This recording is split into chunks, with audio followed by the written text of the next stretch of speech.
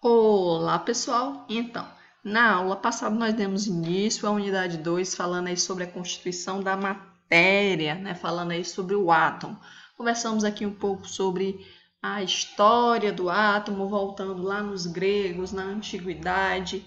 Vimos aí que a palavra átomo foi criada por esses dois filósofos antigos, Leucipo e Demócrito, que afirmavam que o átomo era não divisível, certo? Que perdurou o modelo atômico aí de Leucipo e Demócrito por cerca de 200 anos. Só então surge aí o modelo atômico do Dalton, falando aí que o átomo era uma esfera maciça, indivisível e indestrutível, certo?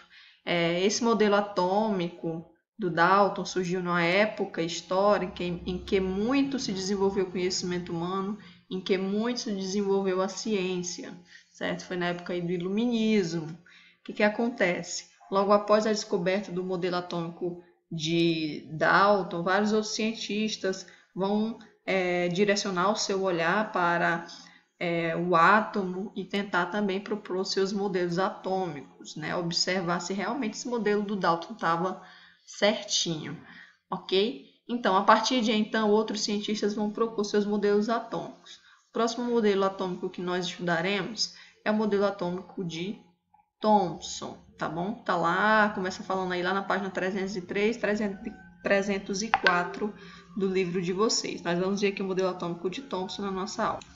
Então, para propor o seu modelo atômico, o Thomson ele baseou este modelo em um experimento que ele realizou, certo?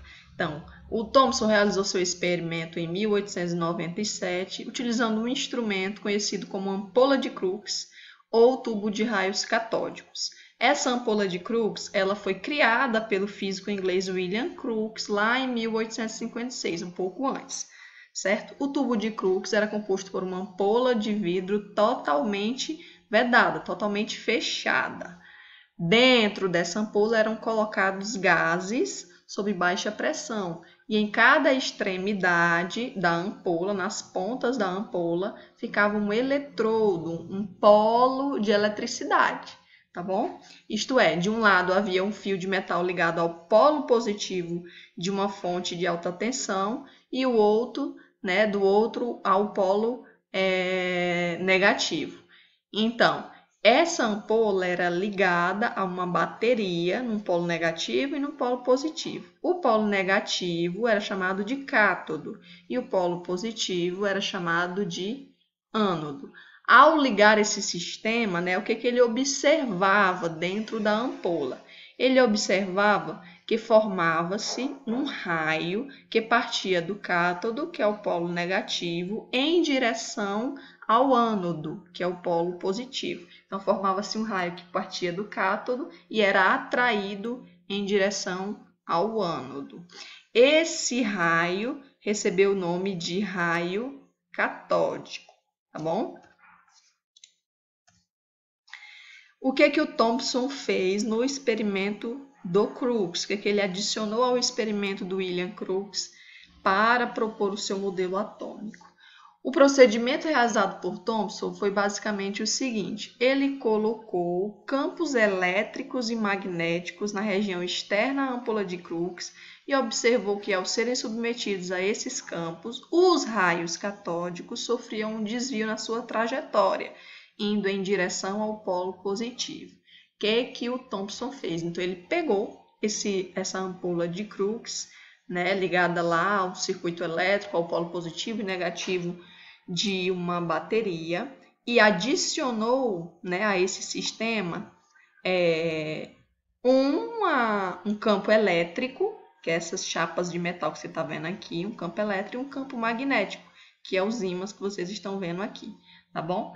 Então, o que ele observou no seu experimento, utilizando a ampola de Crookes? Ele observou que o raio catódico, que partia lá do cátodo negativo para o ânodo positivo, quando passava sobre um campo magnético, ele era desviado do polo negativo magnético. Então, o raio catódico ele era desviado, afastado do polo negativo do campo magnético, do ímã, certo? Então, Como vocês sabem, cargas iguais se repelem, cargas diferentes se atraem. Se o raio catódico era repelido pelo polo negativo do ímã, quer dizer que o raio catódico também era negativo, porque cargas iguais se repelem. Ao passar por um campo elétrico, o que o Thomson observou? Que esses mesmos raios catódicos eles eram atraídos em direção ao polo positivo. Lembrem-se que cargas diferentes se atraem. Então, se ele era atraído pelo positivo, quer dizer que ele tinha uma carga diferente, ou seja, ele era negativo. Através desse experimento, o Thomson começou a ficar curioso, porque ele compreendeu que o raio catódico ele tinha uma natureza negativa. Aí ele disse, bom, vou testar com outros gases. Então, ele utilizou vários gases e observou o mesmo fenômeno. Acontecia sempre a mesma coisa. Ele era repelido pelo polo negativo do ímã e atraído pelo polo positivo do campo elétrico, certo? Então, o que é que ele deduziu a partir do seu experimento? O Thomson disse assim, bom, se isso existe em todos os gases, quer dizer que, então, existe, dentro da constituição de todos esses gases, alguma coisa que tem carga negativa. E essa alguma coisa ele deu o nome de elétron.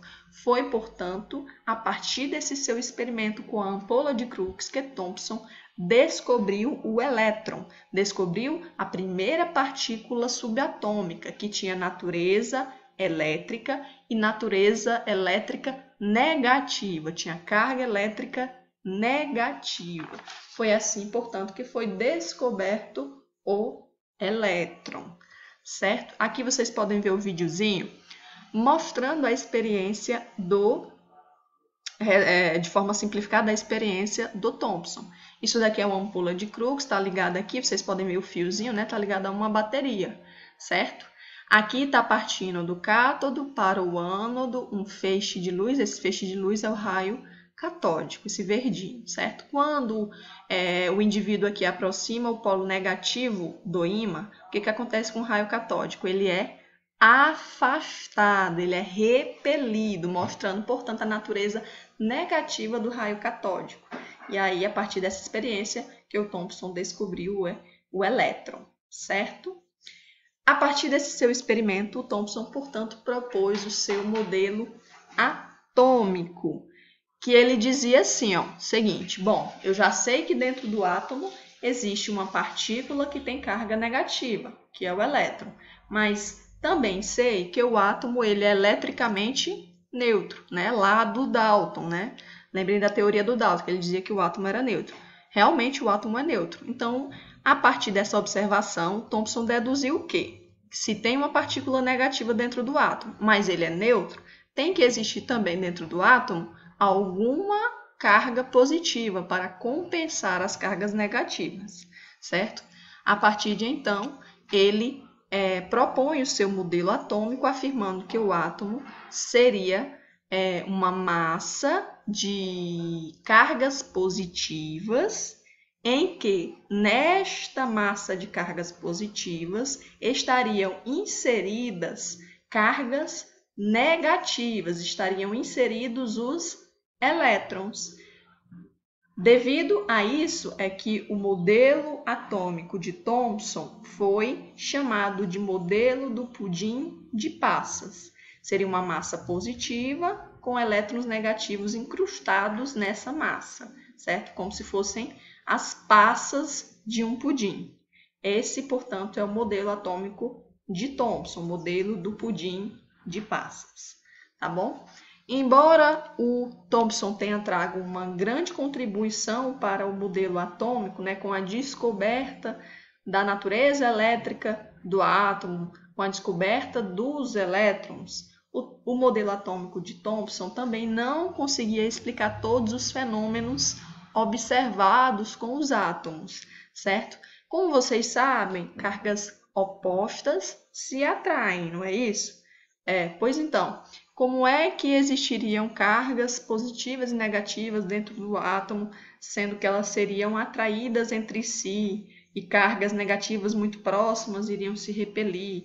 Tudo isso, o modelo atômico de Thomson, ele não conseguia explicar. Além disso, ele não conseguia explicar como é que se formavam os íons, né, que são os átomos que possuem carga elétrica. Ele também não conseguia explicar a própria corrente elétrica, como que se formava uma corrente elétrica, como que ocorria o processo de eletrização, certo? Como existiam, portanto, várias lacunas no modelo atômico de Thomson, vão surgir outros cientistas que vão tentar tapar essas lacunas do modelo atômico. Até então, aceito que era o de Thomson. E a partir de então, vai surgir novos experimentos, novos cientistas com outros modelos atômicos, que será conteúdo da nossa próxima aula.